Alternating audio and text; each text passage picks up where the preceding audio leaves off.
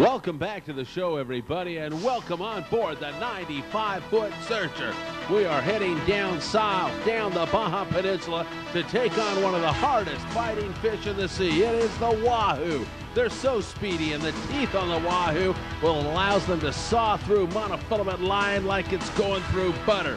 They're beautiful fish, and they're a fine eating fish, and they're a fish we're going to have a lot of fun with today on the show. Take a look at that big, beautiful Wahoo as it makes a pass up there in the bow. Mike Jones with a gaff. He's got it on there, and he's going to have to walk it back to the stern. He is in the stern, but I'll tell you what, this fish is going to need another gaff. Mike's got it in the tail, so Dan goes another gaff as they pop it up there in the stern of the Searcher. Just a gorgeous big Wahoo. Folks, the Wahoo is a subtropical fish. They prefer the warm water, and you catch them in a variety of different ways. Many of those ways we'll be covering with you on today's show. You can catch them with bait. You see a bait right there. You can catch them on the troll, and in every single case, you better have some good tackle on them. Here you see Tex locked up in a furious battle. He caught this fish on the troll. Take a look at that tackle. Nice short rod. He can really short stroke these fish. The gold 10 International reel there and heavy monofilament line. But you can also get away with some lighter stuff when you're throwing the iron. We'll talk to you about that. It's the Wahoo, folks.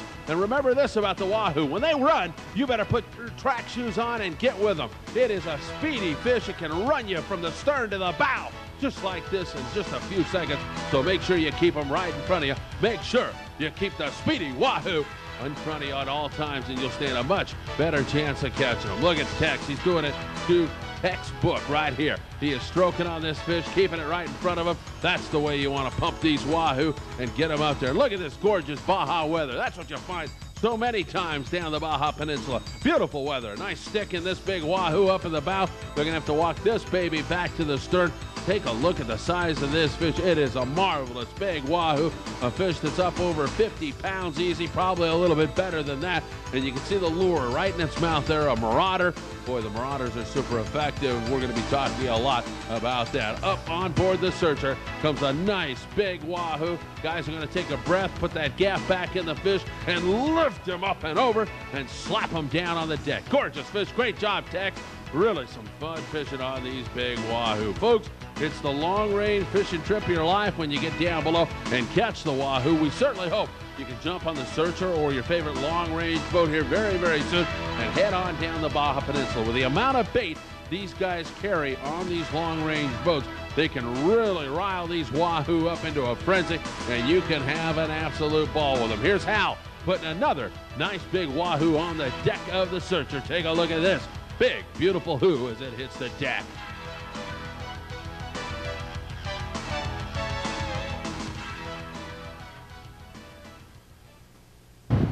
Okay, this wiring for Wahoo fishing is very important. Use a single strand wire usually on your jigs. That's what I prefer. You can use the braided stuff. When you use single strand, the best wire tie to use is a haywire twist. Put the wire through the first ring here, and your first twist is the most important. It's real important that you get it cinched down good and that you wrap the two wires against each other and you don't candy cane it. You got to get them right tight against each other. Go up 4 or 5 times, 6 times, something like that. You take the end wire here, and then you wrap it around the main wire to lock it down. It's real important you don't kink the wire when you're doing this. If you kink it, it will break eventually, sooner than you want it to. Wrap the end wire here 5 or 6 times also. Something like this. Break it off. Don't cut it off with your dikes. If you cut it off with your dikes, you're going to have a little burr there, and it'll stick you when you grab your jig. Start bleeding. That's not good. Just kind of twist it back and forth, and it'll come off on itself. Looks something like that. It's the first one there. Use a grommet or a little split ring here. You can use the rings with the pulleys also, but for this kind of fishing, just a regular black ring is fine. On some of your bigger stuff, you can use swivels also if you want. I don't like using the swivels myself. It's too much there for the fish to see, and the Wahoo are attracted to shiny things, so whatever you use on here, you want to use black. Do the same thing here. Twist a few times around itself. Take the end one and wrap it down. And there we go. Yank this off here.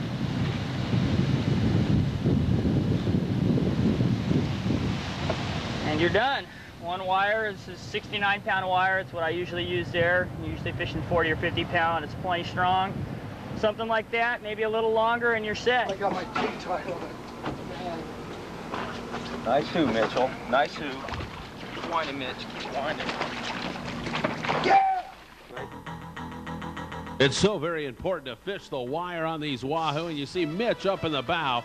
He's doing a fabulous job, and he loves to fish the iron with a long rod. You can see his tackle isn't all that heavy, but you can fish the Wahoo with a jig master at 25 or 40 pounds, but you're going to have your hands full. And take a look at the size of that beautiful Wahoo. And Mitch, well, I tell you, he loves to throw the iron. While we're on the subject of iron for a moment, let me just point out a couple of things. Chrome jigs work very, very well. When you get bit on the iron, you want to make sure you do one thing and one thing only. Keep turning the handle. You don't rear back on the rod to set the hook. You just keep turning the handle. That is the way to get the job done. Look at Chris. Look at this Wahoo. Watch that thing. It's just starting to race back toward the stern. He's going to have to keep that fish right in front of him, and that's why he's got the track shoes on, and he's starting to move. But he's always applying constant pressure. You better keep the pressure on these big Wahoo, or they're going to put the pressure on you, and you're going to lose. So make sure you are always stroking down on those fish and pulling hard. He needs a little assistance from the great crew of the Searcher. Here's Scott. He's up in the bow. Don't forget now, we've got to watch all the other lines up there. We've got to be very, very careful. He's got to keep that thing out away from the bow so it doesn't get under there and chafe the line and he loses the thing. Scott with a great job, hands the rod back to Chris, and he's all set. He's winding down, stroking on this big Wahoo, and this fish is a big one. I'll tell you, Chris, we were kidding him. Are you going to get it, Chris? Do you think you can do it? You want to pass the rod off? He wasn't going to pass this thing off. No way, not with Dad on board and not with all of us watching. And they get the gaff in what is a huge Wahoo, but it's not only a one gaffer, it's a two gaffer. Here comes Mike Jones running up. He's going to put a gaff in it also, the second skipper of the Searcher, and as they walk it back to the stern, Chris realizes just what he's accomplished. He has caught a mammoth big Wahoo. They're ready to throw it up on board the Searcher, and you'll get a look at the size of a really tremendous big Wahoo. These fish are big, and they pull hard, and believe me, they are fast. Now, you see those guys hitting it with the bat. May seem a little bit inhumane. It is not. First of all, it puts the fish right out of its misery, and because they have such sharp teeth, you've got to subdue them immediately so no one gets injured on board. That's the reason for the bat, folks. Take a look at the size of this Wahoo. It is a gorgeous big Wahoo, a member of the mackerel family. Kind of looks like a big mackerel, doesn't it? But boy, I tell you, these things can pull so hard. We traveled 2 days to get down into this area, folks, down into the warm Baja California waters. And down in those warm waters, sometimes the Wahoo will erupt with a vengeance, come right to the corner and really want to chew. And again, with all the bait that the long-range boats carry, when they start to chump, this stuff will come right to you. Make sure you're fishing even the iron with wire. Wire your jigs. These fish are so ferocious, they'll swallow the entire lure and then chop you off. Another big Wahoo coming on board the Searcher. It's a gorgeous fish. Wait till you see the size of this fish. Steve throws on board a school teacher who's having the time of his life.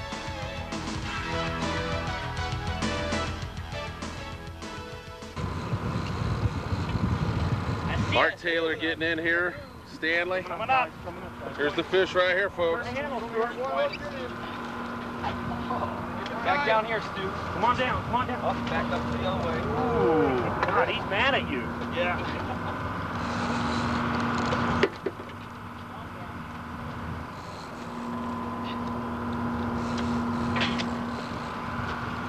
Art Taylor, the great skipper of the Searcher, was coaching along, saying, turn that handle, keep the pressure on him, and Stu is doing just that. See him raising that rod tip and then putting it back down nice and gently. We call that short stroking. Art Taylor, the great skipper of the Searcher, looking down, getting ready with a gaff. Let's get back to the live action for a moment. That's it. Turn the handle again. You okay? Yeah. Sure? Yes.